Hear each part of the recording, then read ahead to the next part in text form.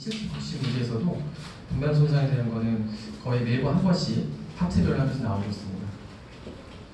말 그대로 이제 분만할 때 이제 애기한테 이제 데미지를 받아서 하는 건데 특별 첫 번째 나오는 게 이제 두 개의 출혈입니다. 머리 쪽에 출혈이 되는 건데 보통은 저렇게 산유랑 머리혈종, 모상건막과 출혈 이 세 가지로 구분을 합니다. 하지만 산유랑 머리혈종은 예후가 좋은 편이고 나중에 이제 저절로 소실되고요. 모상건막과 출혈은 대량 출혈이라는 단점을 갖고 있고 나중에 출혈 가능성이 있죠. 그래서 모상건막과 출혈은 이게 출혈이 있다고 해서 이게 어떻게 해줄 수가 없습니다. 경과 관찰하면서 이게 저절로 흡수되는지 안 되는지 이 발탈이 흔들리는지 안 되는지를 관찰하면서 지켜보다 괜찮으면 태어나는 경우고 그래서 그 밖에 뭐 MRI라든지 CT 이런 걸 촬영하게 돼서 그래서 요거는 모상건막 출혈은 끝내는 뭐 어떻게 하겠다 이런 결론이 없기 때문에 시험 문제는 잘 등장하지 않습니다. 그래서 항상 나오는 거는 머리혈종의 빈도가 가장 높고요. 산유, 머리혈종 너무 많이 나오다 보면 산유가 나오고요. 그래서 산유와 머리혈종의 차이점은 이제 그림에서 보는 것 같이 뒤에 나오지만 머리혈종은 중간선을 넘지 않는다는 특징을 갖고 있고 산유는 중간을 넘는다는 특징을 갖고 있습니다. 당연히 산유 같은 경우는 두피 연조직에 부종이 생긴 거기 때문에 훨씬 더 양호한 편이고 저절로 흡수가 되겠습니다.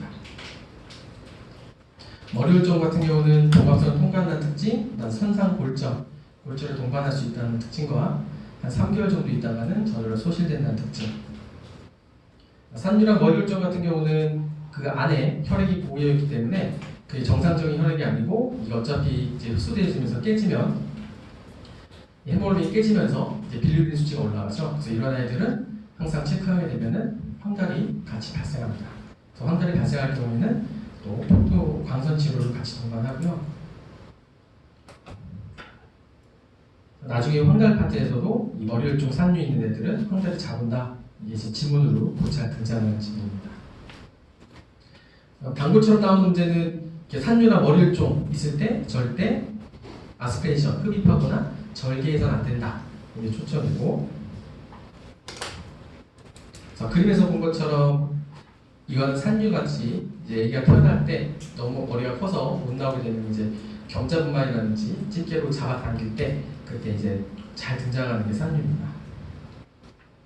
머리혈종은 이거는 그냥 두리뭉실하게 커져 있다면 머리혈종 같은 경우는 이제 뚜렷하게 튀어나온 걸 특징하고 있고 그래서 그림에서 잘 봐야 되는 게 캠프시라고 하는 산유에 대한 거는 스킨하고 연관된 부위에서 출이 발생하기 때문에 이제 여기 라인을 쭉 따라가 보시면은 가운데 막는 게 없기 때문에 이게 여기까지 더 퍼져나갈 수 있죠. 그래서 중앙선을 넘을 수도 있다. 라는 특징을 갖고 있고 머리혈종 같은 경우는 보면은 뼈랑 스컬이랑 그다음에 페리고스트레이나 둘레에 쌓인 게 머리혈종이거든요. 그래서 요 골반을 사이와 뼈 사이에 등장하는 그 혈액이 보이는 것 때문에 중간은 절대 넘지 않습니다.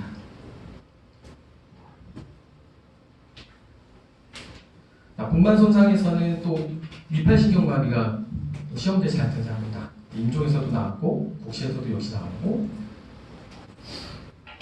위팔신경마비는 저렇게 그 C5번과 6번이 손상되는 경우랑 7번이랑 T1이 손상되는 경우 두 가지로 나뉘게 되는데 그중에서 시험지에 나오는 거의 5번과 6번 손상이 가장 많이 나옵니다.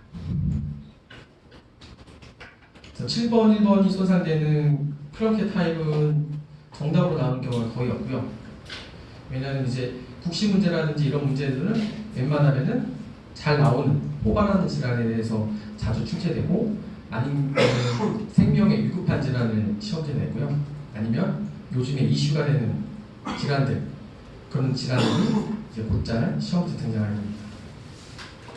5번과 6번 손상된 경우가 거의 흔하고 예후도 좋기 때문에 잘 나온다. 그러면 뭘 구분해야 되냐? 5번, 6번이 망가졌냐, 아니면 7번, 1번이 망가졌냐의 차이가 중요합니다. 차이가. 지문에서 주어졌을 때 이거 5번, 6번이 망가진 건지 7번과 1번이 망가졌는지 감별하는 게 중요하고 그 감별 기준이 위팔신경마비는 신경 쪽이 마비됐기 때문에 만약 왼쪽에 신경이 마비가 있다 그러면은 매일 먼저 애기들이 태어나면 하는 검사가 모로 반사거든요. 두 팔을 잡아내겠다가 딱 놓으면은 이렇게 뻗치듯이 이렇게 나오게 되는데 그 반사가 있는지 없는지 검사합니다. 이게 윗발신경막이 5번, 6번이 망가졌든지 7번 T1이 망가졌든 간에 오르반사는 안 나옵니다. 5번, 6번이 망가진 경우에는 차이가 있는 경우는 파악반사라고 해서 손을 잡아주게 되면 잡는데 5번, 6번은 그 파악반사가 보존돼 있고 7번과 T1이 손상된 경우는 이 파악반사가 모두 없다. 그러면서 차이가 있다. 그래서 간혹 지문으로 등장한 것 중에서는 T1이 손상되면 이제 호너 신드롬이 유발이 되더라. 그래서 축동과 안도마술에 대한 게 지문으로 한번 등장한 적이 있고요. 그래서 치료는 그냥 둔다. 나중에 좋아지더라. 근데 3개월을 지나도 아니면 수술한다. 다 됩니다. 가로막 신경마비는 가로막, 횡격막에 마비가 와서 그 횡격막이 몸 안에 이제 상부와 하부로 나누는 기준이 되는데 이게 마비가 되면서 한쪽이 올라가 버리는 겁니다. 한쪽이 올라가 버리면은 그 상쪽에 상체에 있는 영 쪽을 압박하기 때문에 목곤란이 발생합니다. 그래서 가로막 신경마비는 예전에는 많이 등장하지만 최근에는 등장 그 실제 빈도가 좀 떨어지는 문제에 나가고, 하지만 얼굴 신경마비는 곧잘 등장하는 마비 중에 하나입니다.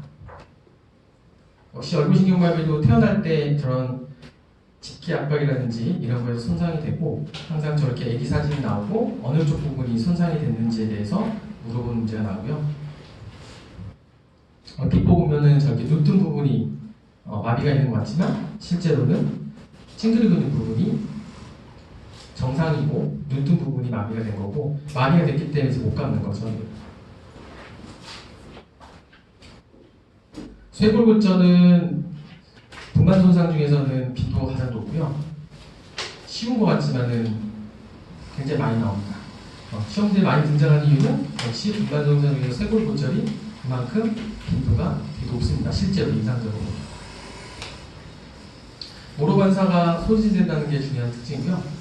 그래서 거꾸로 보면은 모로반사가 손실되는 질환을 거꾸로 공부하면은 당연히 쇄골골절이 있고 윗팔신경마비 중에서 C5번과 6번이 망가진 경우에 모로반사가 없죠. 하지만 쇄골골절은 다 고르는 데에는 크게 문제 없는 게 항상 엑스레이가 주어지고요. 엑스레이 잘 보면은 이렇게 골절된 부위가 많이 뚜렷하게 보입니다. 쇄골골절은 저렇게 그림을 주고 얘는 뭐냐, 진단명을 구하는 문제랑 그다음에 얘가 골절됐다, 그럼 넌 치료를 뭘 할 거냐 라는 문제가 곧잘 등장하고, 그래서 치료는 저렇게 일주일이나 아니면 10일 정도 그냥 고정한다가 답니다. 고정합니다. 못 움직이게. 애기가 많이 울겠죠.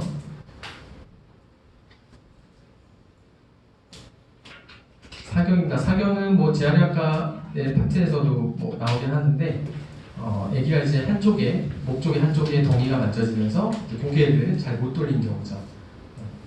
그건 이제 태어날 당시에 저렇게 흉쇄 유돌근이라는 목 빗근 근육에 문제가 되기 때문에 거기가 이제 손상이 되면은 피가 차고 섬유화되면서 굳어지게 되는 거죠. 사경 문제도 곧잘 등장하고, 사경은 방향이 중요합니다. 방향이. 그래서 사경이 있는 부위는 머리 쪽이 움직인 부위가 같다고 보시면 되고요. 머리 쪽이 움직인 부위 쪽에 사경이 생겼다고 보시면 됩니다.